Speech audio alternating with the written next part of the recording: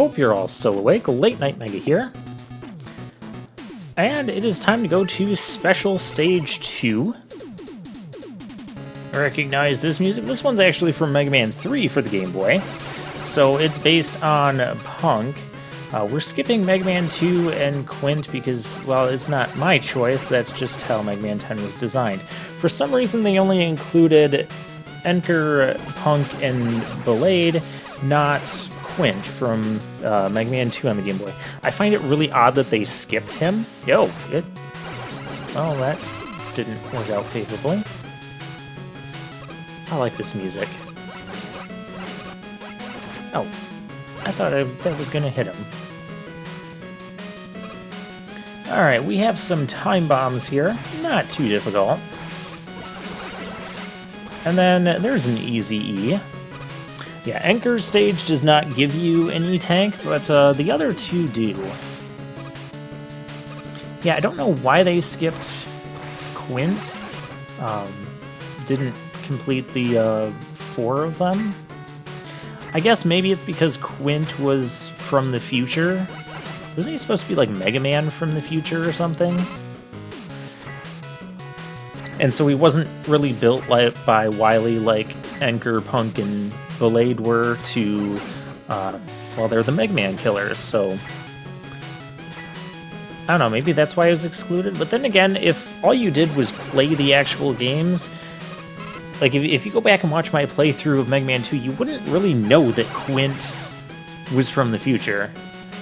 Like, I remember playing that game for so long, again with those shield attackers. Okay, that was kind of my fault. Well, do I have a weapon that can help with this? Okay, Triple Blade. There we go. You might have gotten a quick glimpse of it, but we do have the Mirror Buster in our inventory now, since we beat Enker last time.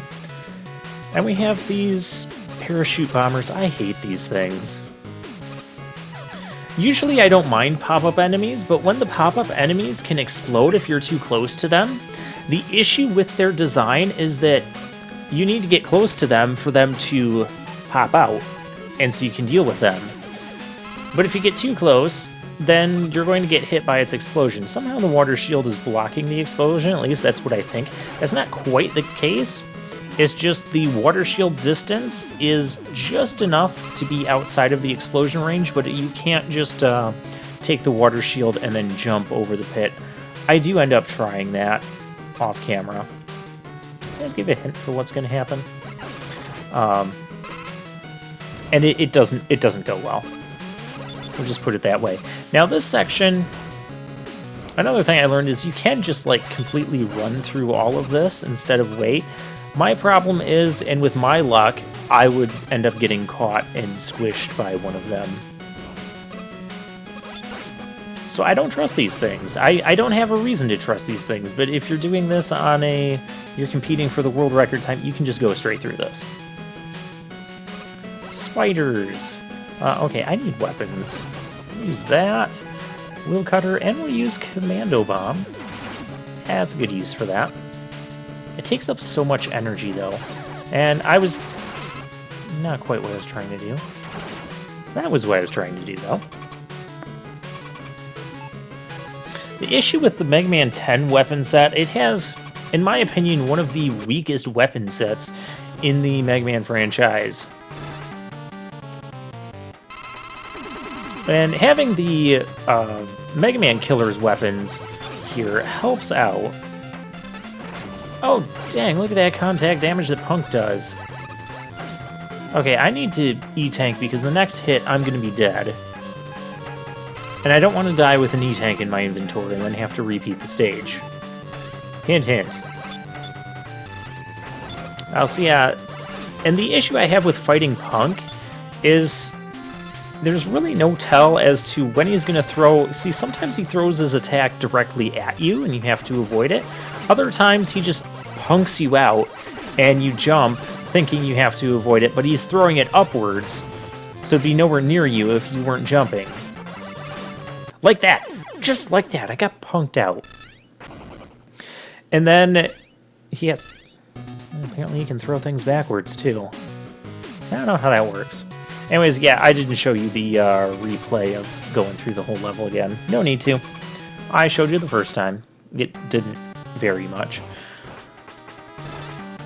Other than going through that crusher section like I described. Okay, now we're going to do this kind of properly.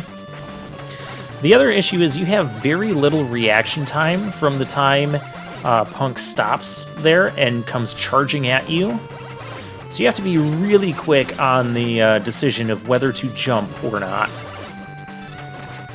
Yeah, it's time to E-tank up. Don't want to die with an E-tank. Yeah, and there's the one that I would jump into as well.